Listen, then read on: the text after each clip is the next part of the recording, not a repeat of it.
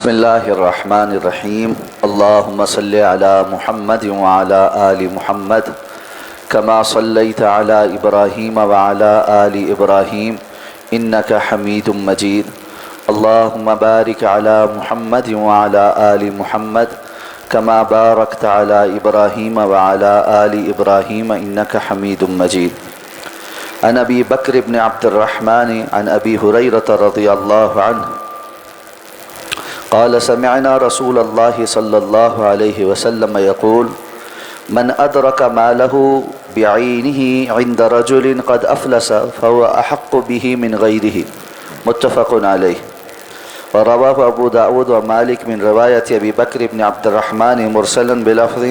أيما رجل باع متاعا فأفلس الذي ابتاعه ولم يقض الذي باعه من ثمنه شيئا فوجد متاعه بعينه فهو أحق به وإن مات المشتري فصاحب المتاع أسوة الغرماء۔ حضرت ابو بکر بن عبد الرحمن حضرت ابو ہریرہ رضی اللہ تعالیٰ عنہ سے روایت کرتے ہیں، وہ فرماتے ہیں کہ جناب نبی کریم صلی اللہ علیہ وسلم کو یہ فرماتے ہوئے سنا کہ جس نے اپنے مال کو بعینہ یعنی اس میں کسی قسم کے تغیر و تبدل کے واقع ہوئے بغیر کسی ایسے شخص کے پاس دیکھا جس کو مفلس قرار دیا جا چکا ہے تو اس مال کا وہ بنسبت دوسروں کے زیادہ مستحق ہے۔ یہ حدیث مبارکہ صحیح بخاری اور صحیح مسلم کی متفق علیہ روایت ہے، جبکہ امام ابو داؤد اور امام مالک نے حضرت ابو بکر بن عبد الرحمن کی روایت میں ان الفاظ کے ساتھ مرسلاً روایت کی ہے کہ جس آدمی نے ایک سامان بیچا اتنے میں اس سامان کو خریدنے والا مفلس ہو گیا اور ابھی تک اس نے بیچنے والے کو سامان کی قیمت میں سے کچھ بھی ادا نہ کیا اور بیچنے والے کو اپنا سامان ویسے کہ ویسے حالت میں مل گیا تو وہ اس سامان کا زیادہ مستحق ہے، اور اگر اس دوران وہ خریدنے والا فوت ہو گیا تو اب بیچنے والا بھی دیگر قرض خواہوں کے ساتھ برابر کا شریک ہوگا۔ خرید و فروخت سے متعلقہ احکام و مسائل ذکر ہو رہے ہیں۔ یہ ایک بڑا اہم مسئلہ ان روایات میں بیان کیا گیا ہے۔ بسا اوقات ایسا ہوتا ہے کہ کوئی شخص مارکیٹ میں کاروبار کر رہا ہوتا ہے اور اس کی وجہ سے لوگ اس کے ساتھ ادھار کا لین دین کرتے ہیں، لیکن کسی وجہ سے وہ بندہ بالکل مفلس ہو جاتا ہے، اور اس کی مختلف وجوہات ہو سکتی ہیں۔ کبھی ایسا ہوتا ہے کہ کوئی ایسی آسمانی آفت آتی ہے جیسے کوئی سیلاب وغیرہ آ گیا جس میں اس کا کل سامان جو ہے وہ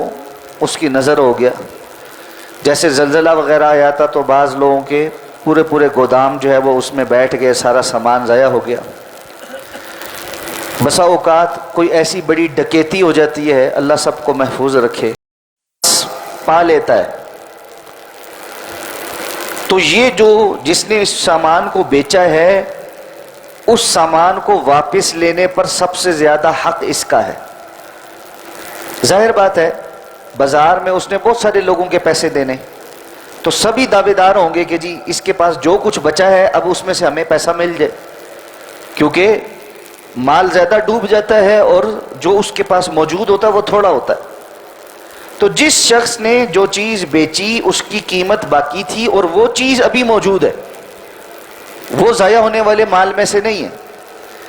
تو جس نے بیچی ہے وہ اس کا زیادہ حقدار ہے، بجائے اس کے کہ باقی لوگ جنہوں نے اس سے اور مال وصول کرنا ہے ان کے مقابل اس بندے کو وہ چیز واپس دی جائے گی، کیونکہ وہ چیز تو بعین ہی ویسے ہی موجود ہے۔ اور اسی طرح دوسری روایت کے الفاظ یہ ہیں کہ ایک صورت تو یہ ہے کہ یہ بندہ بینک کرپٹ ہو گیا یا مفلس ہو گیا، اور دوسری صورت یہ ہے کہ یہ بندہ ایسے مفلس ہوا کہ ساتھ فوت بھی ہو گیا۔ بسا اوقات بعض لوگ فوت ہوتے تو پتہ چلتا ہے کہ یہ اندر سے بالکل مفلس تھے، انہوں نے اپنی زندگی میں معاملات سرکل ایسے چلایا ہوا ہوتا ہے کہ پتہ نہیں چلنے دیتے، لیکن اندر سے کاروباری معاملات ایسے ہوتے ہیں کہ فوت ہونے پہ عقدہ کھلتا ہے کہ یہ بندہ مفلس۔ اب فوت ہونے پر جو عقدہ کھلا ہے تو یہ تو جتنے بھی لوگ اس کے متاثرین ہیں وہ اس کے جو مال بچا ہوا اس میں برابر کے شریک ہیں کہ اس کا جو کچھ بچا کھچا ہے اس کو بیچ کر اس کی ادائیگیاں کی جائیں گی، اور ادائیگیوں میں جس کو جتنا مال آ سکے گا اس کے حساب سے ادا کیا جائے گا۔ اور اس کا طریقہ کار یہ ہوتا ہے کہ ایک تناسب بنایا جاتا ہے، یعنی کل مال جیسے اگر مثال کے طور پہ ایک بندے نے 1 کروڑ روپے ادا کرنا ہے اور وصول کرنے والے کئی لوگ ہیں، یعنی 20-25 لوگ ہیں، ان میں سے کچھ لوگوں کا مال زیادہ ہے کچھ کا کم ہے، تو تناسب بنایا جائے گا کہ 1 کروڑ کے تناسب میں کس کا کتنا تناسب بنتا ہے، ریشو بنائی جائے گی۔ اور اب مثال کے طور پہ جو کچھ اس کے پاس بچا کچا ہے وہ 10 لاکھ روپے ہے، تو 10 لاکھ روپے ان سب میں کیسے تقسیم ہوں گے؟ اس تناسب سے تقسیم ہوں گے۔ ظاہر بات ہے سب کا نقصان تو پورا نہیں ہو سکتا، باقی تناسب سے تقسیم ہوں گے۔ آگے چل کے ہم پڑھیں گے کہ اگر مسلمان فلاحی ریاست ہو اور کوئی بندہ واقعتاً اس طرح کسی مشکل کی وجہ سے، آسمانی آفت کی وجہ سے مفلس ہو جائے، تو اصل میں یہ ریاست کا کام ہوتا ہے کہ وہ بیت المال سے ایسے بندے